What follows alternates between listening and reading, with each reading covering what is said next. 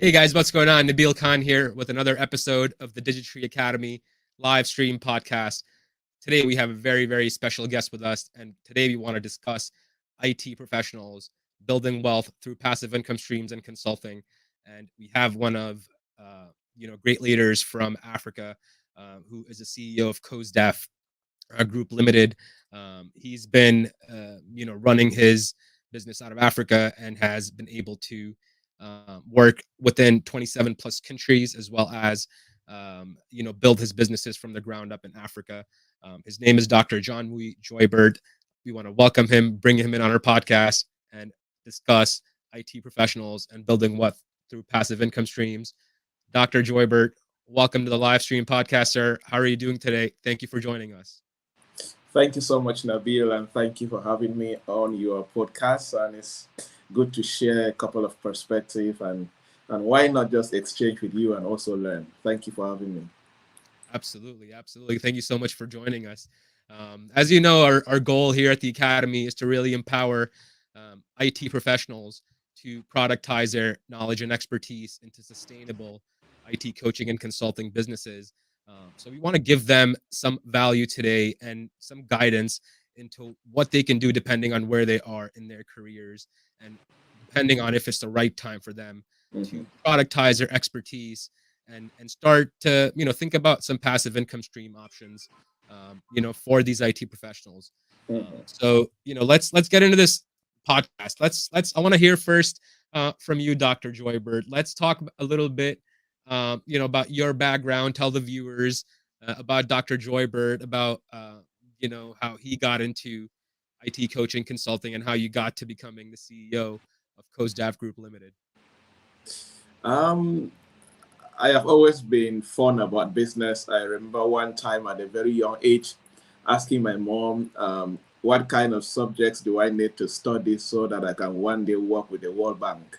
And that was how my journey into business started. And my mom told me that I should study commerce and finance, I should study accounting, I should study economics and all these business subjects. And that was how I started loving business from a very early age when I started secondary school in about 2002. And since then, I have studied business basically all my life. My undergraduate is in business, financial management. My MBA, I did MBA. I did a doctorate degree in business administration. So I've always been a fan of business.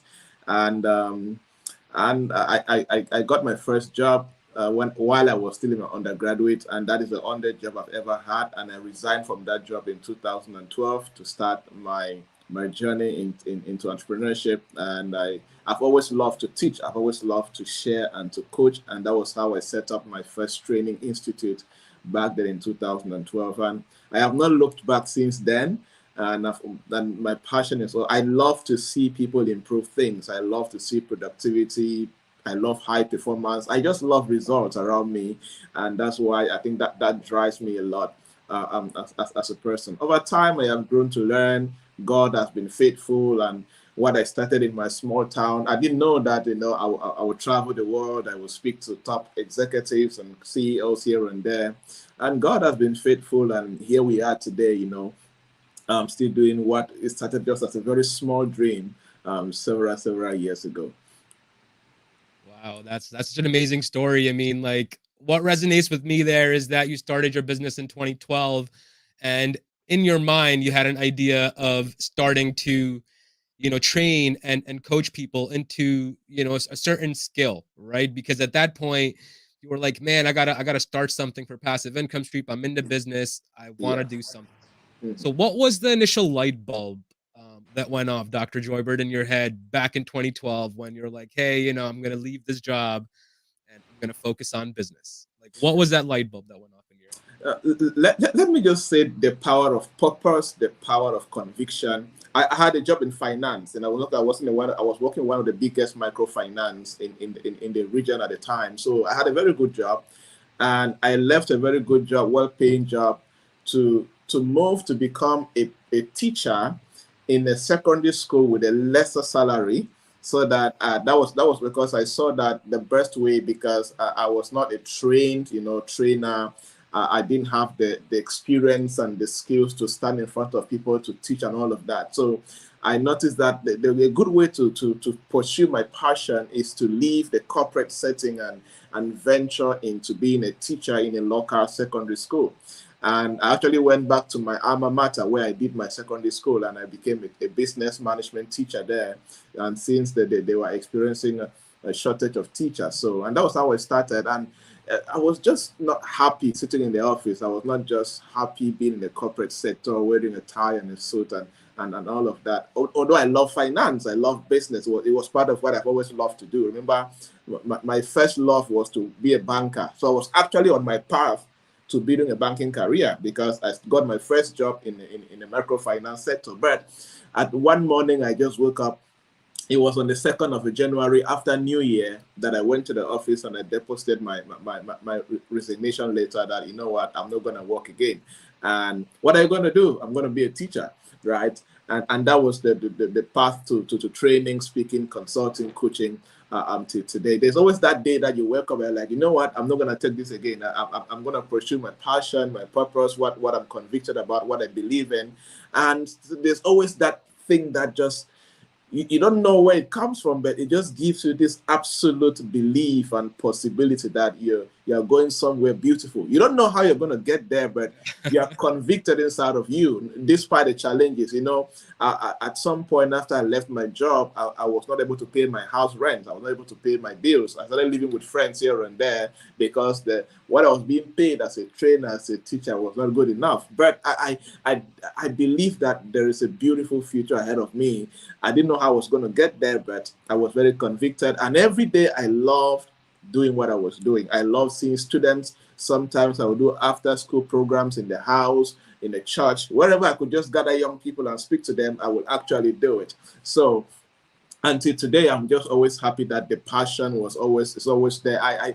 If you reach out to me to speak to you or to have a podcast like this, and I don't say yes, then know that I'm totally filled up, right? So because there's always that fire, let me say so, in me, that like when you reach out, oh, I'm excited, and I went checked you out and saw what you were doing with your academy, and like, oh, this is what resonates with me, and here we are. So this, and the good news with me with what I like is the light bulb has always been there. From that day to today, that light bulb has never gone off. So, and I don't think it's ever going to go off anytime soon. Yeah, That's awesome. I mean, that's what it is. Once that light bulb goes off, you know, I mean, you already it's on. know that it's a long road, ahead. But let's go back to that time, when you started, right? I mean, now you've thought about back in 2012. Okay, I'm gonna make a difference. I'm gonna start a business, and I've had this moment, right? Now you have to identify, right, the path forward and the path through the struggles, especially at an early stage where you have to identify your expertise at that point, right? Because Yeah. it's something new that you're getting into teaching. But when you get into business and you're like, man, I gotta identify what my real expertise is. How do you go through that thought process in your head when, let's say for somebody who is an IT professional today starting to think about their online business, the first thing they would have to do, in my opinion, is identifying their expertise, right? What Yeah. they're good at. Yeah. So give some tips to our viewers and somebody watching, what they can do for them to identify that particular expertise. Yeah. Or what you did maybe, back in 2012. Maybe share your story. Yeah. I think this particular question actually resonates a lot with what I get to do a lot with clients across different countries. Just working with people to help them start up and have the right packaging, have the right product offers and all of that. No matter where you are, whether you are starting, you are at the growth stage, you are at the maturity stage, or even you are entering, or you are at the saturation stage and you are confused on what next step to take. And I think this is one of those important phases in life or your career where if you get it right, you will always get to do a lot, because your clients or the people that come to you will definitely get more value and pay you if they understand what you're offering as value from your skills, from your knowledge, from your experience, and all of that. And the first thing I always like to talk about in this area is two things. What are people asking you, which they believe that you can provide value for, and how can you convert this into a package that they can understand. Like, for example, people used to come to me because I read business. They know that I read business and all of that, or they hear that I talk about business. They'll come to me, oh, I want to start a business, but I don't know what to do. I don't know which idea is good. Okay, how do you package that as an expert or an experienced professional? Because you know what they can go through to be able to have a good idea. To me, what I did was I said, okay, you know what? I created a course, number one, where people can do a self-analysis and create business ideas from their experience, what they studied in school, from what they grew up doing, or from what they are trained to do, and all of that. Number two, idea validation. So you just package it in a step-by-step form that people can read and understand. Oh, if I go through these steps, I can be able to start a very good business. It's the same like IT professionals. For example, maybe somebody following this podcast right now, you successfully got a good job with a multinational company as an IT engineer. And there is a young university graduate who is skillful, but totally lost on how to even apply for a job or even where to look for the job. You can package the process you went through to successfully get a job and even sell to younger professionals who want to do something and they have no idea. Or the second thing is maybe you successfully transition from a corporate job into a startup CEO. And how can you package the steps you went through in a way that somebody can follow a step-by-step process, and of course adding their own intelligence and contextualizing it, and they're able to do something possible. The beautiful thing about teaching is always answer the question, how can somebody go through this knowledge and go through a step-by-step process and execute what I did or even do better than me, adding their own knowledge, their own experience, and their own intelligence. When we do that, we'll be able to start marketing, and doing that. Let me give another example. I don't have an IT background. I'm pure business trained. I'm the money man. I'm the man where you build the software, I look for the clients, and we sell, right? So I got into IT. I'm a co-founder of an IT firm. I don't know what a code looks like. The first day I saw a code, I was confused. What is this, right? I have no idea. Absolutely. But I have good experience in providing consulting in digital transformation, in helping IT guys, create better products that have good user experience, are marketable. I've helped people launch their IT products to the market here and there.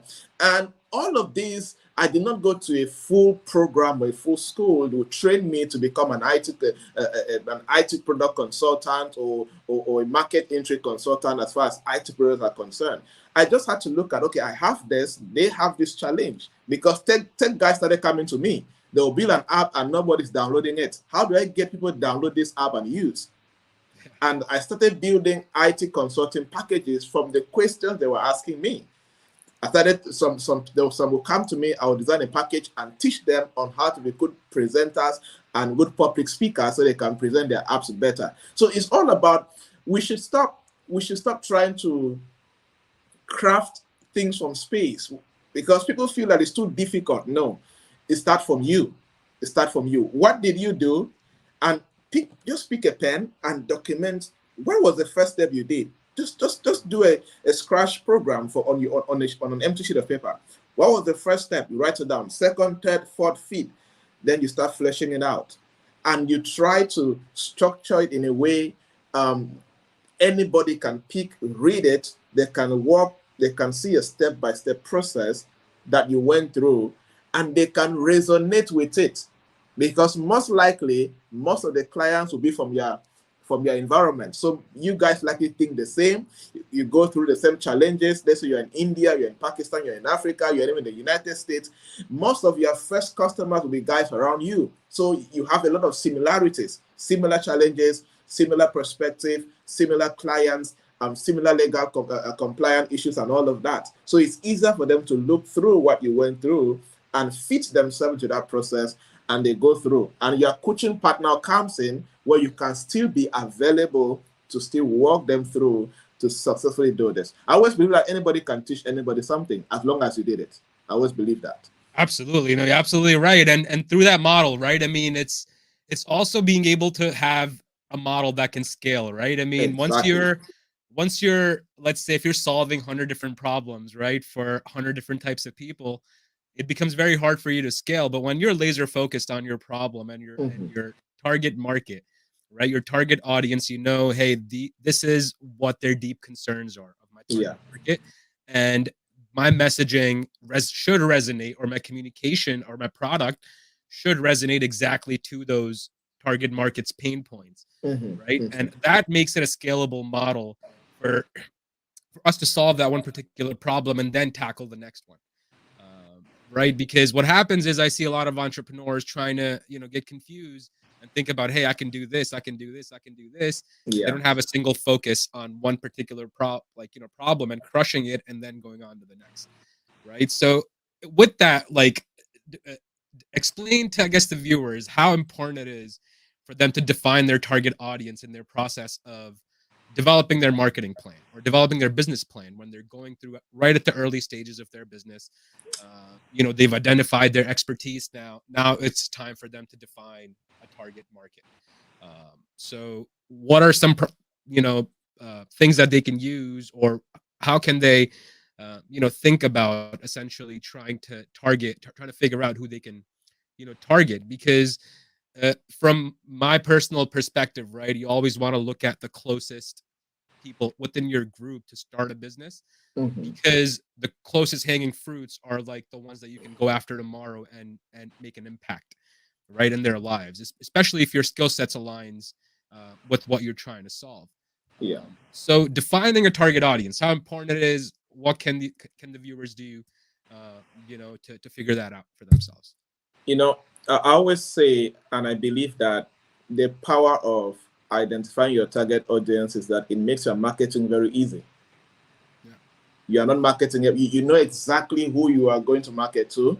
And at the startup phase, there's one thing that characterizes every startup: limited resources. Right? Yeah. And, and one thing that target marketing helps you do is that it helps you minimize wasting resources in marketing everywhere and not seeing results. When you do target marketing, you use your limited marketing budget and you market to the right people. So it's very important to go through the right research process, or to create a customer persona. Just look at yourself. Yes, you know, it's possible that a product can serve more than two, three types of customers, but there is always a primary group of people that your product can reach out to, solve their greatest pain points, create the greatest value for them, and most importantly, people who have the money to pay and the willingness to pay for the value that you have created.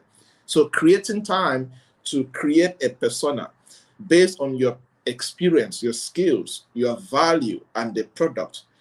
Which group of people in the marketplace face these pain points the highest?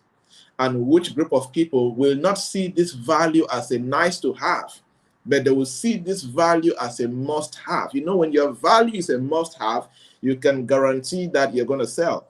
And the only way to make your value a must have is for you to make sure you are targeting the right people. So, creating a customer persona and going to the market, or interviewing people, or doing a survey to make sure that you are actually targeting the right people can change your business from the very beginning. When I'm doing startup consulting, I have one of my policies is, we are not going anywhere with your product if you don't bring data that you have interviewed at least 200 people. Because I've seen things, Nabil. People sit in their houses and imagine that customers have a problem. Yeah. It's dangerous. Yeah. Don't imagine that I have a problem. So every day I see startups doing these mistakes. Somebody just sit and imagine that people have this problem, then they build an app for it and expect people to download. Who are you really building the app for? Yes, ideas start from imagination, but it's good to go out, talk to people, send surveys, do calls, do interviews, whatever you can do. Be very certain that what you imagine is actually real in the marketplace. When you do this target market identification, it solves a lot of your problems. And the beauty about this is it also stops you from spending time, resources, building a solution nobody will buy. Yeah. I have seen startup entrepreneurs take their life savings and they build a product nobody will, not people don't buy, because they do not go through the right process of creating a target market, validating it, talking to them, making sure that these people actually have a pain point and what they're building can actually solve the pain point. And one of the things that you can also do to make sure that you are sure as far as the target market is concerned is create a small prototype and test it. What they call the lean startup. If you can create a prototype, start very small. And because you have $100 million doesn't mean that you should go big. Yeah, exactly. Yeah. You can have $100 million and take 5 years to ever use all that money. Yeah. You can take 5 years to reach mass commercialization. You can have $100 million and still use $200,000 and start small, just to make sure that you are very certain about your value and the target market. The next thing is make sure there's still a lot of power in talking to your target market, to your potential target market. There's a lot of power. There's a lot of power in creating a survey and having people just feel. Don't just assume that your friends are going to buy. And again, I always advise this, please. If you're about to launch a new product and under your family and friends buy from you, you need to go beyond that. Your friends can buy out of pity. Your family members can buy because they want to make you feel good. You can be certain of your product, of your value, if somebody buys out of nowhere, because they honor the value that the product will create for them, not because they know you. And that is the power of target marketing, of making sure that you identify your target market and you're doing the right thing. And sometimes I always say, sometimes in this process, learn to be patient. Don't be so excited. Don't be so anxious. Don't be so quick to just build. If you don't have the right data, make sure you get the right data. And of course, I'm not talking about perfection. Startup entrepreneurs don't go for perfection. Sometimes you just get a sense that, the right data, you just get the right conception, you get the right perspective, you get the right yes and no's, you can take the risk. As they say, entrepreneurship is jumping out of a plane and building a parachute while you're still in the air, right? So just having the right data around from certain group of people, you can use, validate, create a good customer persona, and you can move forward one step at a time. And that's why I love the power of lean startup, because while you're moving forward, you're trying to sell, you're trying to get customers, you are not, even if you fail, you're not going to lose all your money or all your capital or all the money that you kept aside just for this startup. And if you fail, you can always improve, innovate, add something new, get help, while you still have capital that you can keep on funding your experiments and, of course, your product as you perfect for the market. Absolutely. I mean, it's the feedback that you can receive from your target market regarding how you have to adjust certain things, right? Because it's all about Exactly. adaptation, right? And Exactly. one thing you mentioned, right? Like we have to validate our offer, our product, and nothing validates our offer and our product better than making a sale, right? Even one sale you make, if it's, as you said, if it's, as long as it's not your family or somebody not buying out of pity, Oh yeah. one sale will let you know that, hey, this is a product that I can sell, and maybe there's another 100 people just like this with the Exactly. same problem that I can Yes. sell to. You just have to go find them, right? And if you can narrow that down and have a focused vision on paper, because again, it's not just about thinking through this process. It's about Yeah. jotting it down on paper, doing the work that it could take at the start of your business to do the hard part, Yeah. which is not really hard, right? With the technology that we have, you can leverage ChatGPT and so many other things to help them create this process and continuously refine, right? So we Exactly. have so many technologies in place that can fasten the process Mm-hmm. for them, Mm-hmm. for IT professionals looking to start their businesses, as well as, teaming up with, partners that are already doing these things, right? To help them along the way and fasten that process. So Yeah. like how crucial is it, Dr. Joybert, to find the right partners at the right time, especially, for IT professionals that, again, you know, they might even know the process. They know what to do. They know, hey, I have to go identify my expertise. I have to define my target audience. But they're not able to hold themselves accountable, even though they Yeah. know the process, right? But once they get into a particular professional level coaching and they know, hey, I have to be able to, now deliver on it because I'm going to be held accountable to get Yeah. this thing done, even though it's for their own businesses, Mm-hmm. right?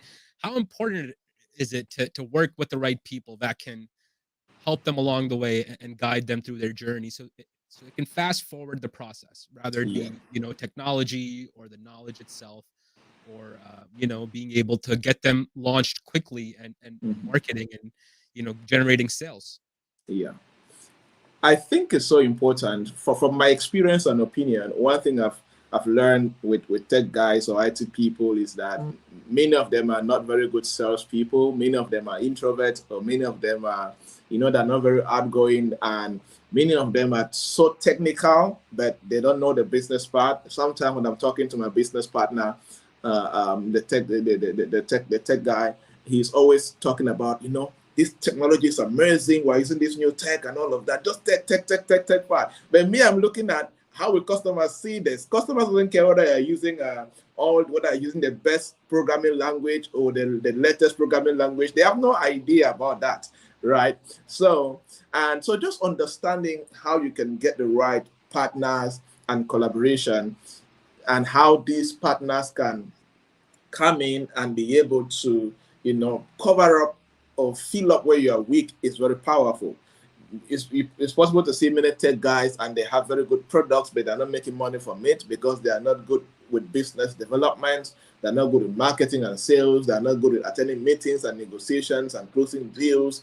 They're not good with B2B and all of these things. They totally have no idea, but they're so passionate. They are so hardworking. They have the product is ready, but money is not coming in, right? Even some have the product and they have been trying to build with just their resources, and they don't even know how to raise capital from investors or apply for grants. They don't have the skills to do this, right? And some don't even, they are not even excited about all of these things. So I always encourage people to, even when you study the great companies, no great company was built by one person. Yes, it's possible to start alone, but if you're going to go far, you're going to need people. You're going to need the right partners, people that can believe in your vision. They are convicted about it like you, and they can contribute and take it forward. And in this case, you're not just bringing people because you are desperate for people or because you are lonely. You are bringing in people who have the right skills, who have the right knowledge and experience that can fill some gaps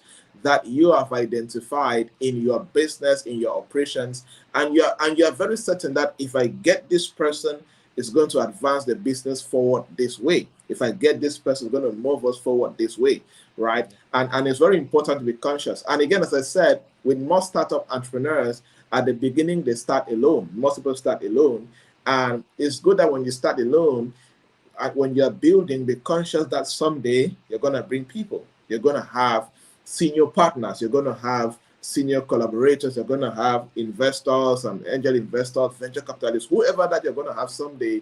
Have that mindset that people are going to join you as you build. And of course, some people are lucky enough that when they're still starting, they get the right help.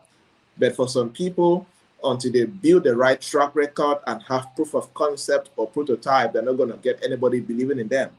Which one, anyone that works for you, be very conscious that you are going to need people who are going to come in and work with you. And at some point, you don't need to wait for people to come.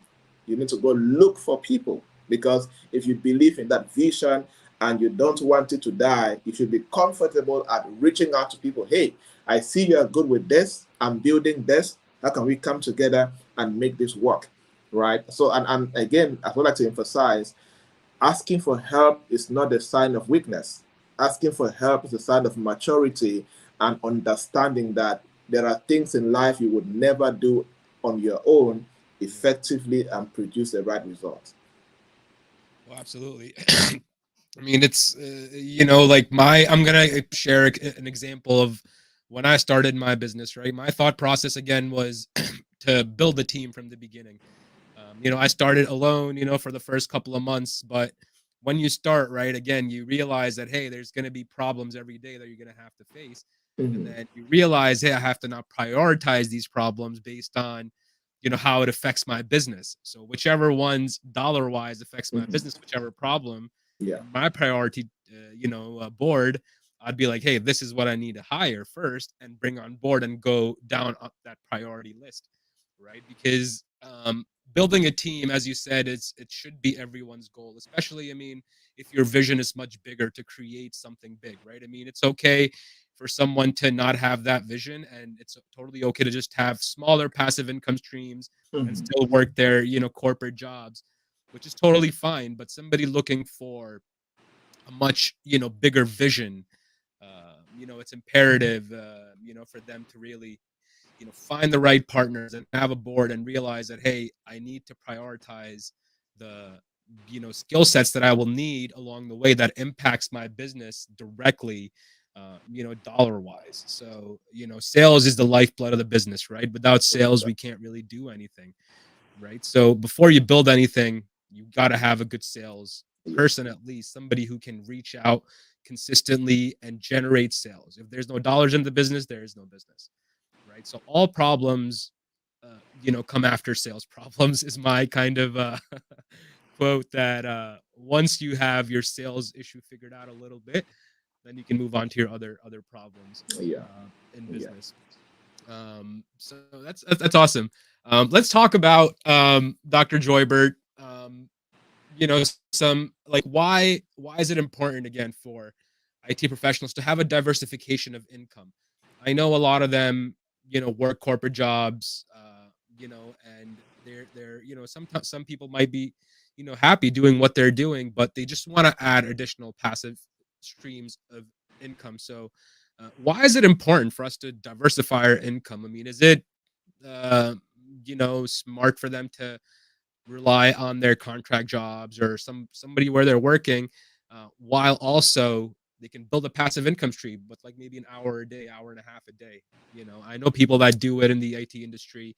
They're crushing it, with their digital products as well as their jobs, and they're almost Mm-hmm. millionaires now, because of the discipline and consistency that they've shown.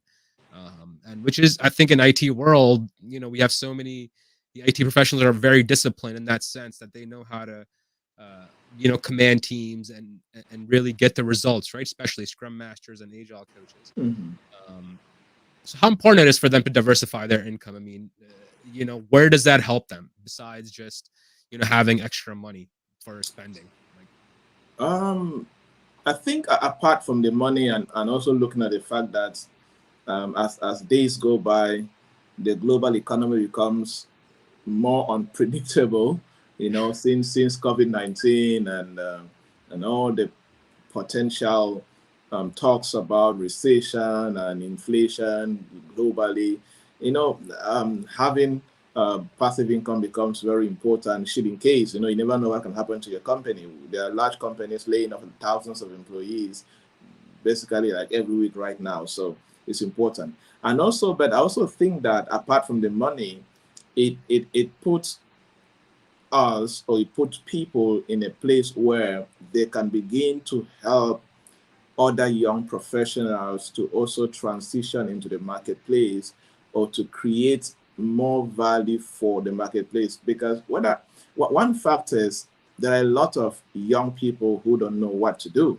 They have the passion, they have the energy, they are willing to work hard, but structured or conventional education is not able to provide them the real-time marketplace help that they need, uh, um, especially in Asia, in Africa. It's very popular, and very important for experienced professionals, IT professionals to begin to do this.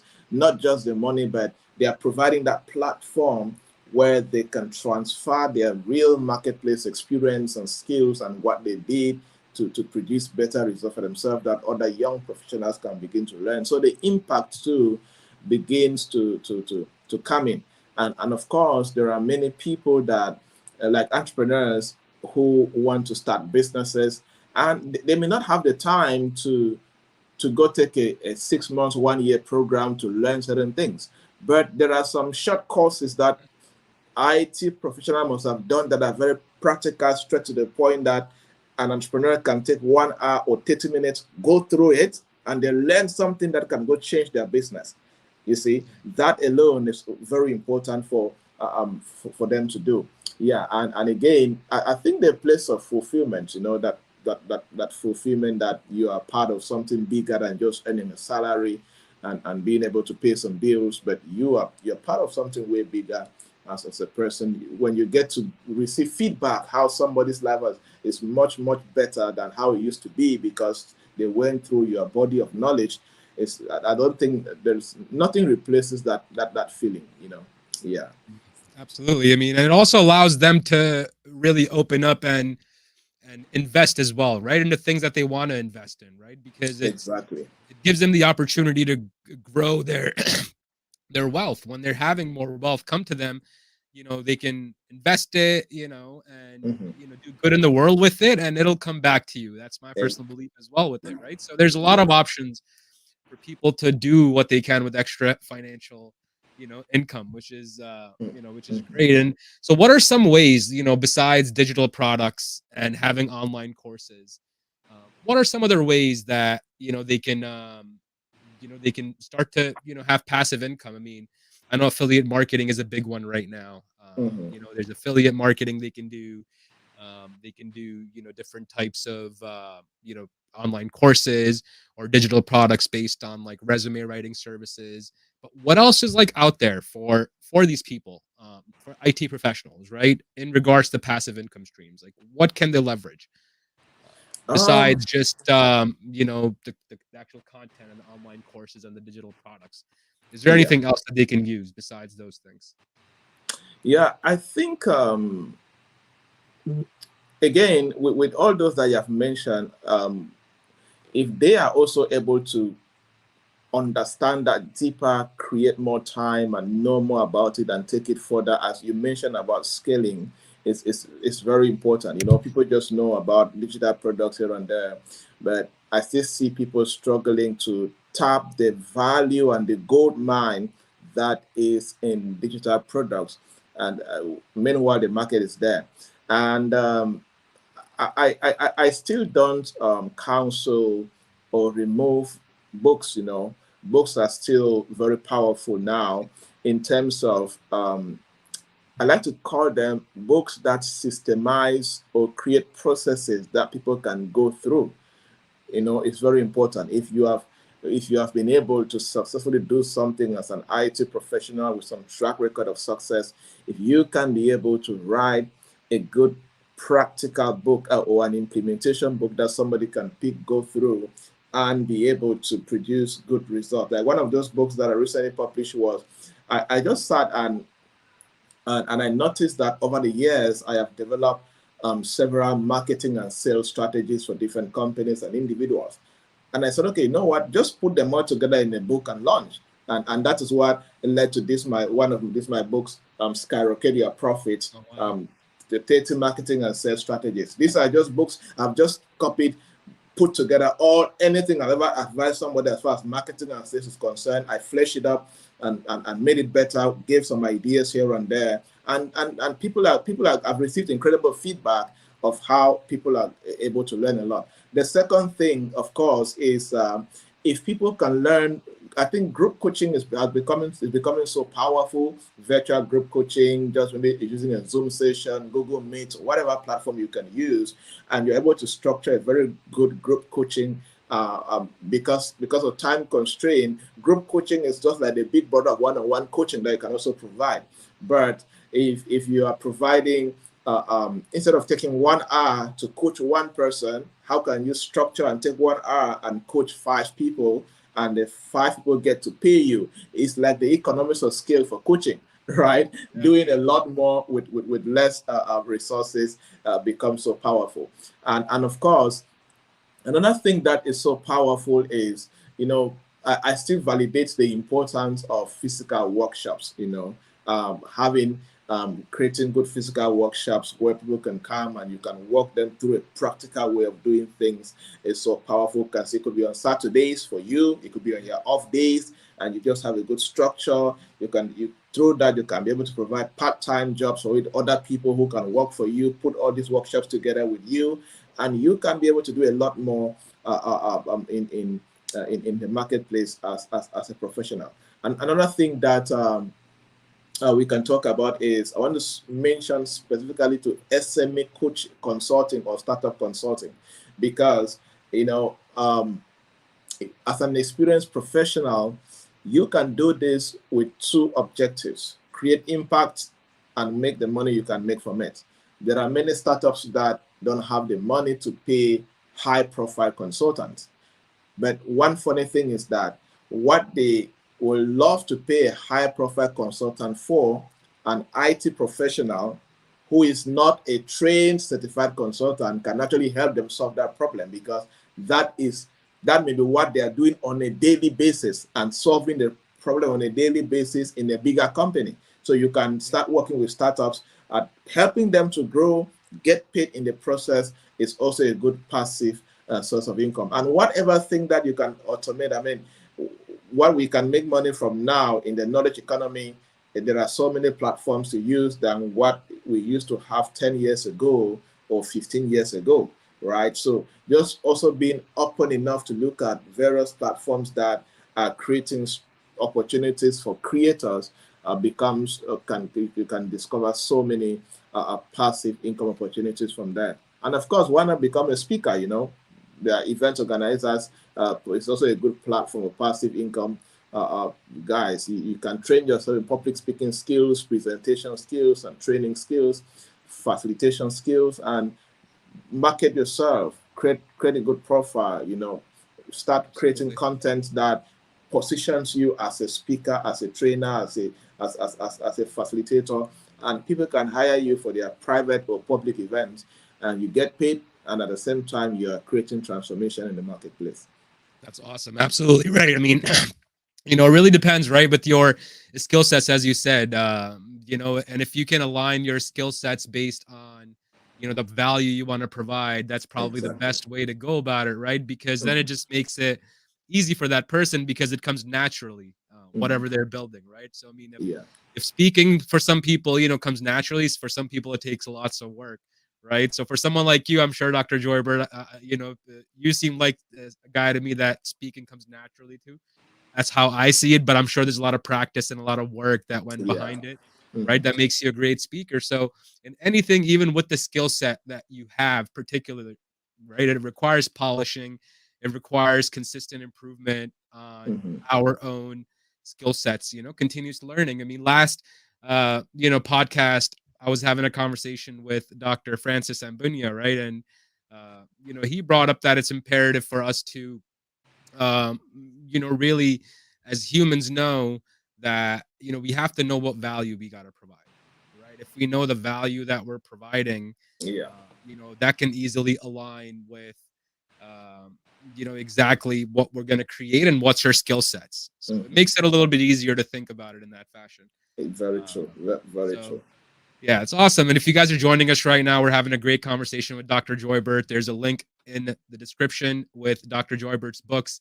Go ahead. He's written 5 different books, guys. You'll be able to find him on that link. Go grab those books, grab, um, all the valuable information on there. Regarding the ebooks you mentioned, Dr. Joybert, I mean, I know like with ebooks and different types of books, it really allows us to reach more audiences and really set ourselves up for scale because the value that we're sharing in those books, right, it really again it speaks to our target market, and the, the person who's going to purchase that particular book, right, will learn something about Dr. Joybert. And if and when they decide, hey, I want to do this particular thing, they're going to be thinking, hey, maybe I should reach out to Dr. Joybert Yeah. since I read this book, right? So how important it is, again, like how does it impact your growth just having your books out there and people learning every day, and the compound effect of that over time that it has on your business and and on yourself personally, like the kind of, I'm sure, fulfillment that you get out of it Yeah. after creating, all these amazing books. Yeah. Yeah, I think that books are very powerful. Apart from the professional credibility that the books communicate to other people, because when you are an author, people see an expert, people see somebody who commands an authority in that field, and it helps you build the right professional brand and credibility in the minds of your target market, or your social media followers, or in an event wherever you are. And of course, books are also ebooks, hard copy books are also a good platform for lead generation, because people can, because of the topic or because of what you covered in the book, it can lead to somebody reaching out to you for a one-on-one consulting, a corporate training in his or her business. Yeah. So, and that's why one thing I always advise authors is, when you write your books, either ebooks or you write a hard copy book, uh, um, always make sure that your contact is very, very visible. Don't make in a way people struggle to reach out to you, right? Either they're reaching out to your team or to you directly, because it can be a very powerful platform for people to just identify with you and believe that you can solve their problem, or be a go-to person, a go-to resource person when they need to move to the next level or achieve something in their career. Yeah, and that's why I have a lot of ebooks that are out there for free, and because I believe that it's good to just share certain things that if you're able to do certain things effortlessly, and if you are able to have the time, create it, document it, and you can also use it. And most of my ebooks that are out for free, apart from the impact, I also use it as a lead generation, or a platform where people can go through now. They can reach out to me. Oh, I read this ebook about you. I have these events coming up. Can you come speak in the events? And the conversation start from there. Oh, I read this ebook here, and I have this problem in my business. What does it take to have you coach or come consult or come train my team? So it creates more opportunities. And as long as it's out there, you never know who is going to read it. You never know which WhatsApp group is going to fall in. You never know which email list someone is going to attach and send. Anything can just happen to it. So it's so powerful to do that. I don't know what somebody will be searching on Amazon and stumble on your book. So anything is possible. I always say that in our professional journeys and our businesses, one of your major responsibilities is to do your best to position your work and yourself where people can find you. Talent is equally distributed, but opportunities are not. And one way to have opportunities come your way is to position yourself where people can find you. It could be just showing up on social media platforms can lead to opportunities. Just having your ebooks out there for free or paid or whatever could be a platform that can lead to opportunities for you. Absolutely. I mean, I recently read a book. I'm sure you've read it too. It's by Alex Hermosi, called $100 Million Offers. It's probably one of the most popular book right now going around. Yeah. And in that book, he mentions, give everything away for free and charge for the implementation. Right. So Exactly. essentially, I mean, that's the idea that you're talking about as well, right? Exactly same thing. You put all your knowledge, information, everything that you have in this book, and you give it to somebody here. This book can at least get you to $3 million. Mm-hmm. Why did he write that book? To get them to $3 million? Because that's what his business is. His business is to help businesses, coaching businesses that are at $3 million, and get them to 10, 15, $20 million and set them up for an exit. Mm-hmm. Right. So he put all that information in a book, and he's like, you know what? I'm going to help all these coaching businesses get to $3 million, and then they're going to become my client. Right. So it's such an insane strategy. Right. And Yeah. again, books is such a big part of this, because he's been able to just, again, put all that valuable information in there. Right. Mm-hmm. And seeing your books, I mean, it's reminds me of that same thought process, Yeah. that I read in that book. So that's really awesome. And I'm sure, like, you probably had the same kind of thinking, when you were thinking about, launching your books, or your first book that you decided to launch. Yeah. Right. So actually tell me about yourself, Dr. Joybert. I want to know, like, when you decided to launch your first book, what was like, what made you want to launch your first book? What was like in the thought process? What made you want to do it? My first ever book that I launched, I think, was in 2015, and it was just a very small book, and it only rotated around my community. Yeah. I always say that nobody bought that book outside my town, and but the feedback was good, and I did that book when I was just at the very early age of my career, stage of my career, where I was speaking in churches and youth groups and schools and all of that. So it was a book more for young people, and just that community of people that knew me actually bought the book. But I learned a lot from that. And later on, I understood the power of giving out value, writing blog posts and writing on social media, and just sometimes creating checklists or 10-page free material and for young people to just download, even professionals, and more of that. So when you were talking about just putting material for free from that $1 million offer, it has really worked for me over the years. Just dishing out, content as much as possible. And I mean, when it comes to traveling and speaking for free, I've done that a lot because, as I always say, people will not know about you if you sit in your house. Yeah. The only way that people can know about you, if people hear you, people see you, they can notice you.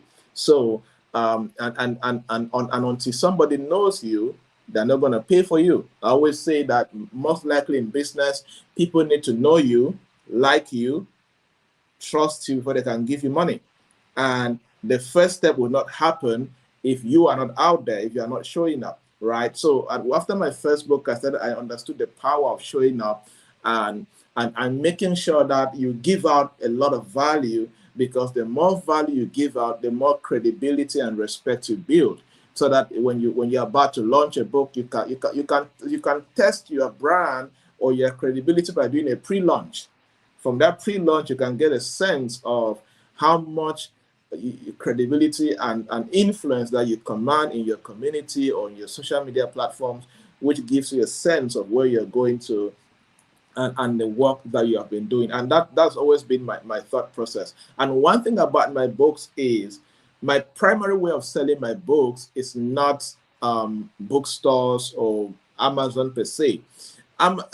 That's why naturally I don't do book adverts. Naturally, the best platform to sell my books are on platforms like this, where you hear me speak, and if you find it valuable, you go get my book. So I sell my books mostly in conferences, seminars where I speak.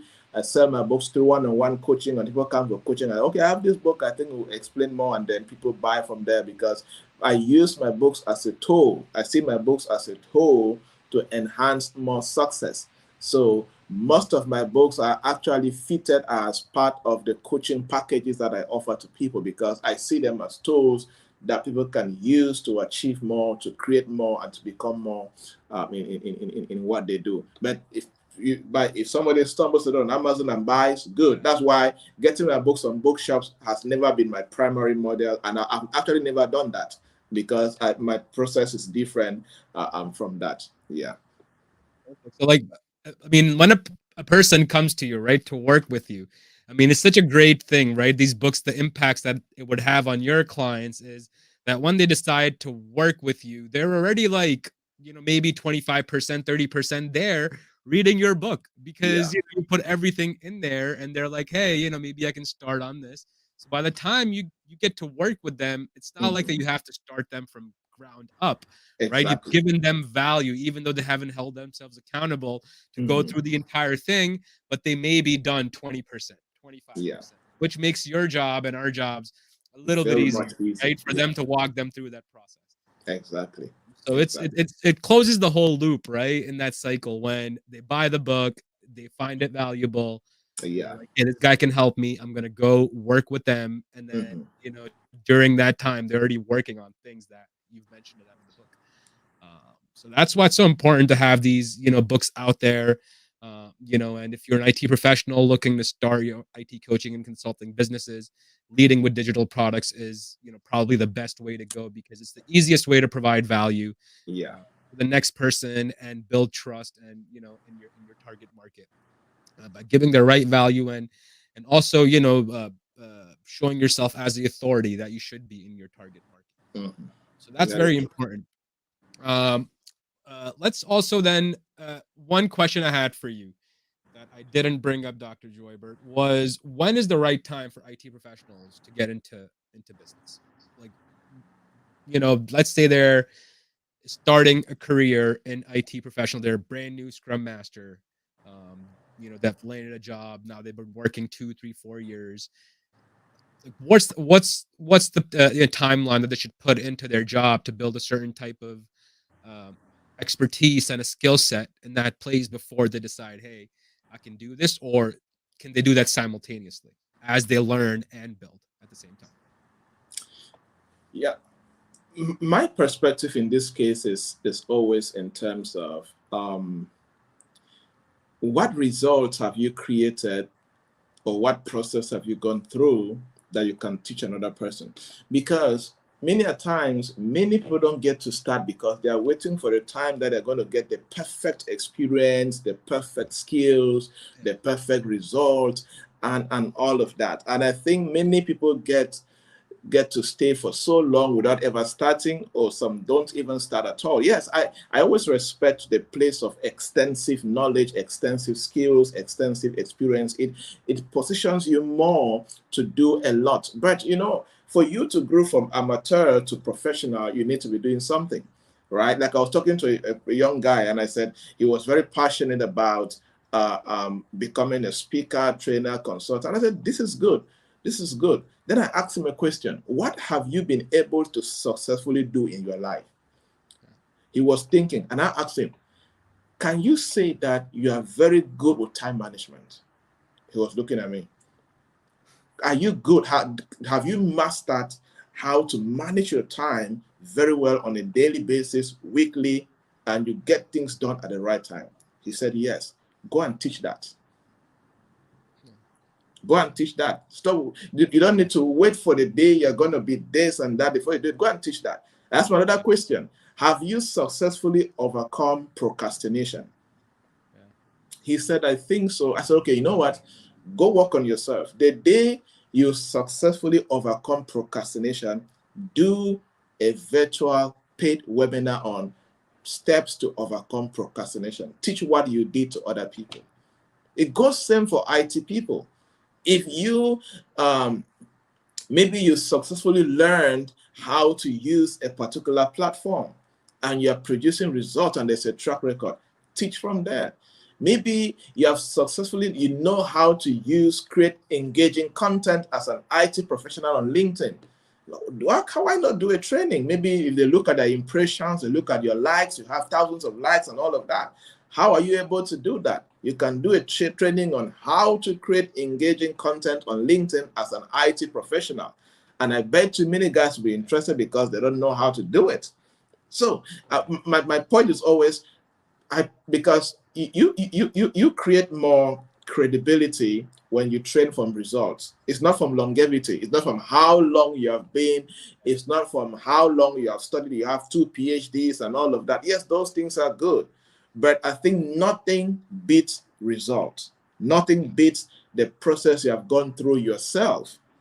So take it, package it, monetize it, market it, and you will definitely do that. And of course, if you have the time to do it and you'll be excited doing it, you'll be motivated doing it, start from where you are. And if you show up consistently for 2 years, for 3 years, I did not start speaking like this. I did not start consulting like this. This is 13 years journey every single day since I resigned from my job to do this every day.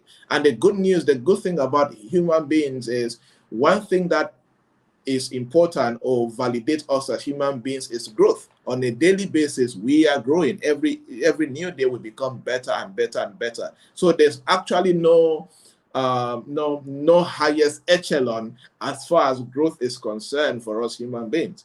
Every single day is an opportunity to learn something new, to become better, to improve, and to create more, and to to unlearn and relearn and learn new things as time goes on. So I advise people don't fall into that trap of when you will be excellent. Yes, chase excellence, desire excellence, but what have you achieved at your little corner?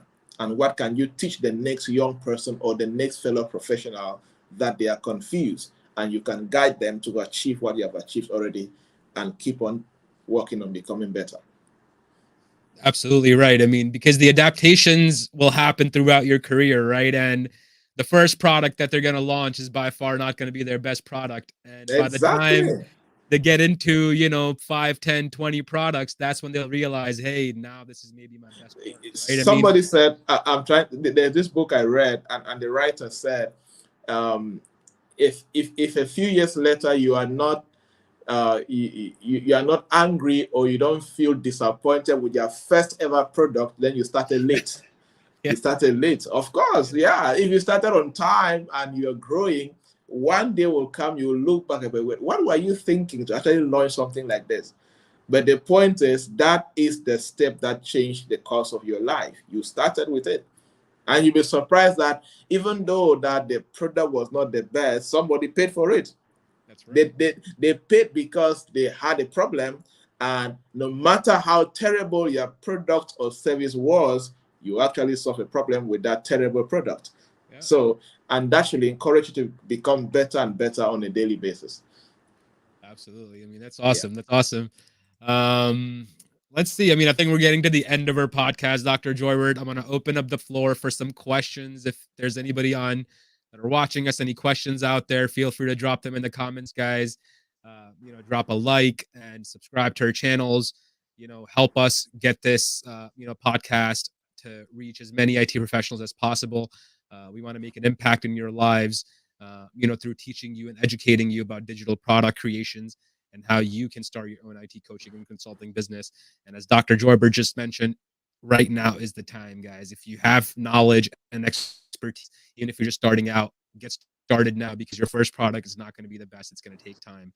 So get going as soon as possible. Don't waste time. It's our number one asset in this life. So any questions, guys, drop them in the comments. We're going to go over a couple other things while we're waiting for some questions to come on.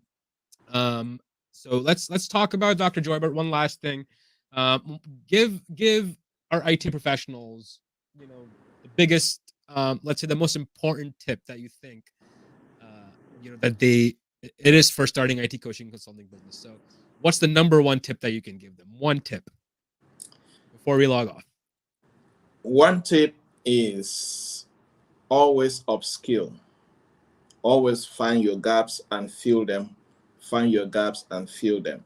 When you consistently do that, you will not only be current and always be that resourceful go-to person, you will also feel motivated and you will never be left behind.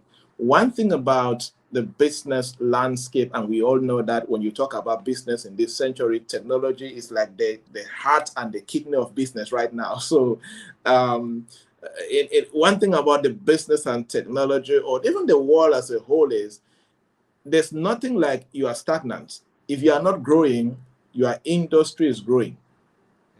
So there's always movement, there's always momentum. So if you are not growing, your industry is growing, and while you're going backward. So you always be the one upskilling. Always pay attention to the latest developments in your industry and what you want to do, and find a way to know it first. And why not teach others on how to get there and get paid, right? So like for example, ChatGPT. I know guys who have made thousands of dollars knowing how to use ChatGPT first, and then creating courses from there and teaching other people. Right? Just being up to date and upskilling and reskilling as much as you can. And I believe that one of the most important skills in this dispensation is curiosity. Know how to feed your curiosity is very powerful. It's very powerful. And when you do that and you upskill and you always fill the gaps, you're always striving to be more competent, you will not. I always believe that competent people cannot be affected by turbulences in the economy, inflation, recession, because they will always be needed one way or the other. They can sing all the inflation and recession up and down. Companies will always function, and the people that can enable or intentionally influence these companies to function will always be needed, or the people that can create the needed value to help the rest of the global population to navigate the difficult turbulences, they will always make money. There are guys that made more money in COVID-19 more than any time in history per se for them, because they were able to provide the value and create solutions and guide people or become resourceful during that time. So no matter what you do, make sure you're upskilling, you're reskilling, you're filling gaps in your career as far as skills are concerned, and always take yourself a step further. That's awesome. That's such great advice. I mean, like for people that are, again, getting into, starting their IT coaching and consulting businesses, right? I mean, it's essential, for them to, again, as you mentioned, upskill, make sure they're always learning, because if they don't learn, right, they're going to fall behind, as you mentioned. But the skills now, especially now, they're being, the growth of actual industries that we're working on, they're so much faster that it requires us, again, to double our speed to catch up to that, right? Because the skills are just going so fast because of technology. So again, for us, as Dr. Joybert said, learn these skills, upscale, constantly try and use these, new technologies that are coming out and become good at using them, because, there's a misconception in the market, right? That, hey, technology is going to take our jobs, even though it's far from it. We're going to need way more people to work this technology now, right? Because it's really being able to command that machine learning and getting the right results out of it. And picking out the smaller errors that are going to be, the machine learning will give us, because now it's going to give us 95% accuracy. We have to find 5% of the actual error. So it makes our jobs more specialized as human labor, right? People looking for work and trying to get that skills, for them to really, build their skills and not really think about that misconception that, hey, I'm going to lose my job. No, you're not going to lose your job. Just build your skill. You'll be fine, right? We're going to need way more people. So that's awesome. Such a great conversation with you, Dr. Joybert. It's been amazing, guys. Order Dr. Joybert's books. There's a description in the link. There's a link in the description. Sorry. Download his books. It's been an amazing conversation. Before we sign off, reach out to us, guys, if you guys are looking to start your IT coaching and consulting businesses. What we do, again, inside the 90-day program of the DigiTree Academy is to launch your course program and then market it, give you sales training, and provide 30 book calls on your calendar within the first 90 days, which gives you the best option to scale, as well as we give you a full sales training with our sales coaches for us to help them scale. So if you guys are looking to start your IT coaching consulting businesses, reach out to us and we can help you out massively. Again, Dr. Joybert, thank you so much for joining us. It's been an amazing conversation. And, thank you so much for joining us and sharing such great, wisdom and knowledge with our viewers. Thank you so much for having me. Great questions and great discussion. I enjoyed every bit of it. And again, great work you guys are doing, and we're together. Awesome. Thank you so much, Dr. Joybert. Thank you. Bye-bye, guys. Signing off.